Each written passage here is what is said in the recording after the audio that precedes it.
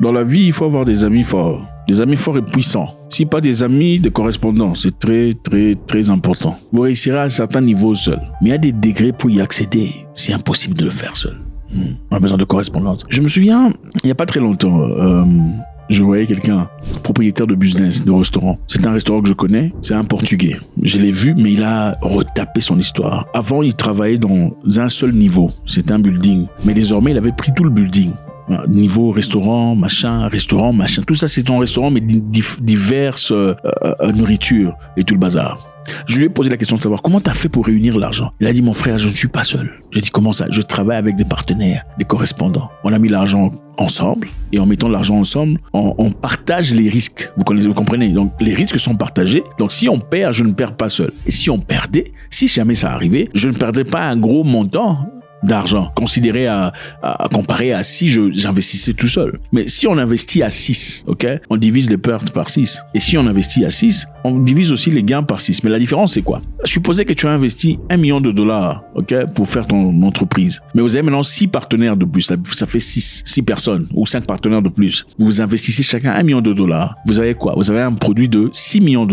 Et avec un produit de $6 millions, les revenus que vous aviez dans le passé, peut-être que c'était $100 000 par mois, c'est multiplié par 6. Vous comprenez? Vous avez, si pas par 6, beaucoup plus. Donc, la question est simple, elle est celle-ci. Préfériez-vous être propriétaire d'un business qui vaut $1 million ou un de 6 partenaires d'un business qui donne $16 millions par mois? C'est simple. Ouais, c'est un truc que généralement, chez nous, on n'arrive pas à faire. On veut être le premier en tout, le chef, l'ultime, le boss. On veut pas travailler avec les autres. C'est très difficile. Pourtant, quelquefois dans la vie, il faut avoir des associations pour rentrer dans un degré où on n'a jamais percé dans le passé. En tout cas, l'Égypte et l'AES l'ont bien compris. Ils agissent en conséquence. L'Égypte vient de signer un protocole d'accord avec le Mali, le Burkina Faso et le Niger. Congratulations. Ce protocole d'accord va les aider à renforcer les liens en matière de lutte contre le terrorisme, la politique et la diplomatie. C'est très large. L'Égypte, ouais, sur leur carte. Ok, je sais que beaucoup de personnes pensent que les Nord-Africains généralement n'aiment pas les subsahariens, ok, mais ce n'est pas la vérité. Ce n'est pas tout à fait ça. Quand vous partez chez les gens, vous créez le mayhem, les problèmes, la saleté, les difficultés, le crime. Ah, ça arrive, hein. Il faut pas vous irriter, hein.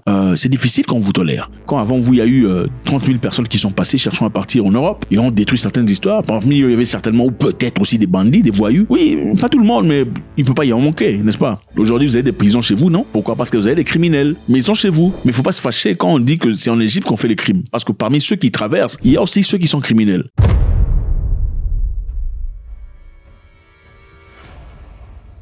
L'Égypte s'est engagée de partager son expertise avec l'AES dans plusieurs domaines. Dans quel objectif? Pour lutter contre Jinn ou Jamaat Nusrat al-Islam, qui ont tué plus de 1000 personnes depuis le début de l'année 2025.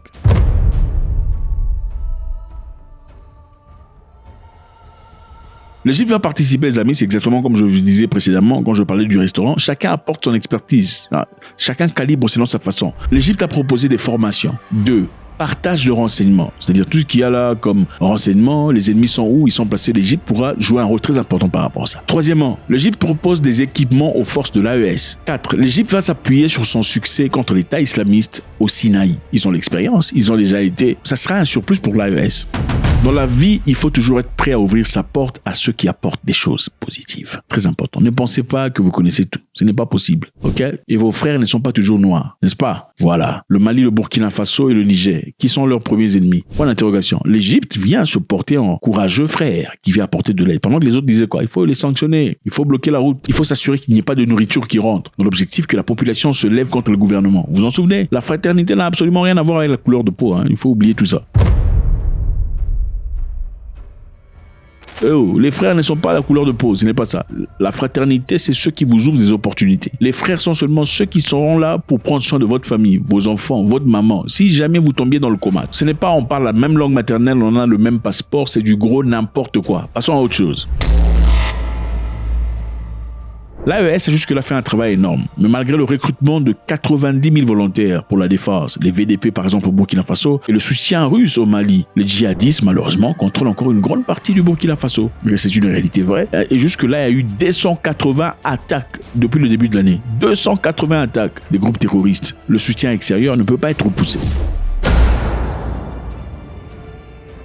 Alors, qu'est-ce que cette collaboration va apporter? Beaucoup de choses. Il y a du potentiel sur le plan commercial. L'Égypte cherche à stimuler le commerce avec l'AES en s'appuyant sur ses ports méditerranéens pour compenser la dépendance du Mali envers le Sénégal ou la Côte d'Ivoire, perturbée par les sanctions de la CEDEAO. Vous savez, comme je le disais précédemment, la fraternité, ce n'est pas seulement la couleur de peau. Ça, c'est un gros mensonge. C'est mon frère. Ce n'est pas ton frère. Il est né d'une autre maman. Leur ADN est différent. Leurs ancêtres sont différents des vôtres. Il faut arrêter vos bêtises là, mon frère. La fraternité se prouve dans les actes et dans les actions. Ce n'est pas mon frère. Il n'y a pas ton frère ici. Les Égyptiens sont des frères. Hein, ils l'ont prouvé. Pendant que vous vous bloquez là-bas, eux, ils ouvrent. On veut ouvrir la porte à la Méditerranée, à l'AES, par des gens que vous traitez généralement de racistes. Y aura-t-il intérêt? Certainement, vous direz, c'est parce qu'il y a des intérêts. Ah oui, il y a toujours des intérêts. Même au Bénin, on voulait que le Niger transfère ses histoires pendant que le Bénin en gagne aussi. Sont-ils noirs? Oui. Y a-t-il des intérêts? Absolument. Les intérêts sont toujours là. La fraternité, d'ailleurs, est mue par les intérêts. C'est ça, la vraie fraternité. L'Égypte s'est dite prête à toute forme de coopération avec l'AES, y compris la contribution au maintien de la paix et l'initiative économique. Donc ils sont là pour essayer de maintenir la paix, trouver une façon d'écraser tout ce qu'il y a comme ennemi et aussi développer sur le plan économique. Parce que si la paix, il n'y a pas d'économie. Alors, quels sont les intérêts stratégiques de l'Égypte? Il est évident que l'Égypte n'est pas là gratuitement. Okay? Ce n'est pas la marinade. On ne marche pas ici pour rien, sous prétexte que nous sommes tous africains, je vais vous aider, absolument pas. L'Égypte va devoir gagner quelque chose quelque part. L'Égypte vise à stabiliser le Sahel pour empêcher la propagation des djihadistes en Afrique du Nord. Ça, c'est un. Okay? Empêcher la propagation des djihadistes chez eux. Secondo, sécuriser les routes commerciales. Troisièmement, c'est positionner comme un médiateur dans les conflits africains en contrebalançant l'influence de l'Algérie. Vous savez, l'Algérie, dans le passé, c'est toujours présenté comme le médiateur dans beaucoup d'histoires, beaucoup de difficultés. Cette fois-là, l'Égypte vient en contrebalance pour repousser l'Algérie. Je vous rappelle ici d'ailleurs que c'est évident, l'Algérie et le Mali ont connu des soubresauts jusque-là. Vous savez ce qui s'est passé? Je pense que c'est une belle opportunité pour l'AES d'acquérir de nouvelles connexions avec d'autres pays de l'Afrique du Nord. Donc c'est ça les amis, la collaboration est très importante. Il faut arrêter les concurrences à deux balles qui ne servent absolument à rien. Vous n'avancez pas dans la vie parce que tous ceux qui font les choses similaires aux vôtres, vous les percevez comme ennemis. Et dans la plupart des cas, vous commencez à dénigrer, dégrader, remettre en question. Comment ça se fait qu'il est là? D'ailleurs, ce n'est pas légal ce qu'il fait. D'ailleurs, il a triché l'autre. D'ailleurs, lui, il copie les Américains. C'est l'Afrique francophone. Ça donne pitié. Il y a un monsieur qui parle très souvent. Il a fait un commentaire brûlant disant: le président américain Donald Trump écrasera son homologue russe, Vladimir Poutine, et punira tout pays important le pétrole russe.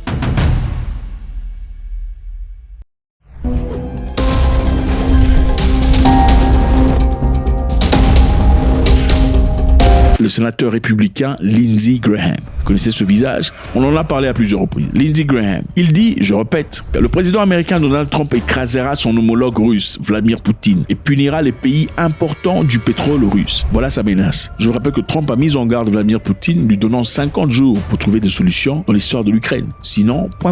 Qu'est-ce qui va se passer ensuite? Bon, ce qui est intéressant à retenir ici aussi, c'est que M. Trump réagit. Quand il promet, il fait. Okay? Vous avez vu ce qu'il a fait en Iran? Il a bombardé. Ça ne rigole pas. Les États-Unis viennent de placer ses bombes nucléaires au Royaume-Uni.